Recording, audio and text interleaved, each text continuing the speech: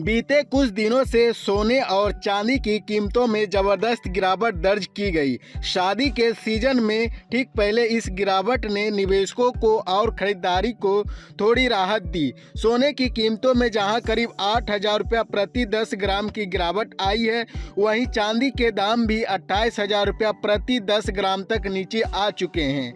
IBJA के आंकड़ों के अनुसार 17 अक्टूबर को 24 कैरेट गोल्ड का भाव 1,30,874 रुपया प्रति 10 ग्राम था, जो 24 अक्टूबर को घटकर 1,22,419 रुपया रह गया। यानी महज 8 दिनों में सोना करीब 8,455 रुपया प्रति 10 ग्राम सस्ता हो गया। इसी तरह 14 अक्टूबर को चांदी का रेट 1,78,100 रुपया प्रति किलोग्राम था, जो 24 अक्टूबर को गिरकर 1,87,033 रुपया पर आ गया।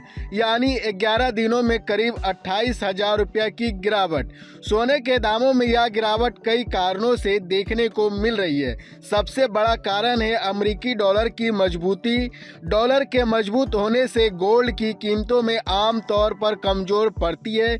इसके अलावा दिवाली सीजन के बाद फिजिकल गोल्ड की मांग में कमी आई है, जबकि कई निवेशकों ने ऊंचे स्तर पर पहुंचने के बाद मुनाफा वसूली शुरू कर दी है। बाजार फिलहाल अमेरिकी महंगाई के ताज़ा आंकड़ों और फेडरल रिजर्व के अगले फैसले का इंतजार कर रहा है, जिससे निवेशकों का रुख फिलहाल सतर्क है। हालांकि लंबी अवधि के नज़रिए से विशेषज्ञों का मानना है कि सोने की कीमतों में फिर तेजी आएगी। मॉर्गन स्टैनले का अनुमान है कि सेंट्रल बैंकों की बढ़ती डिमांड के चलते सोने का भाव $4,400 प्रति आउंस तक जा सकता है।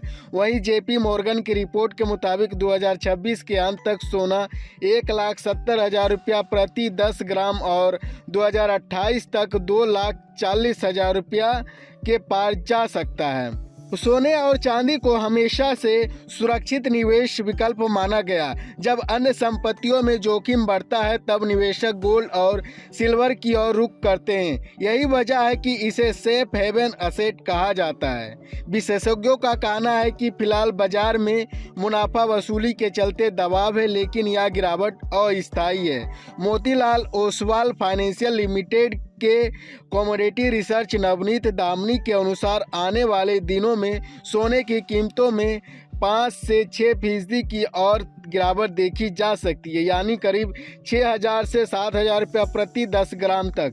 हालांकि अगर कोई निवेशक लंबे समय के लिए सोना या चांदी खरीदना चाहता है, तो उसके लिए यह एक अच्छा अवसर माना जा सकता है, क्योंकि लॉन्ग टर्म में यह हमेशा स्थिर और सुरक्षित रिटर्न देने वाला निवेश साबित होता है।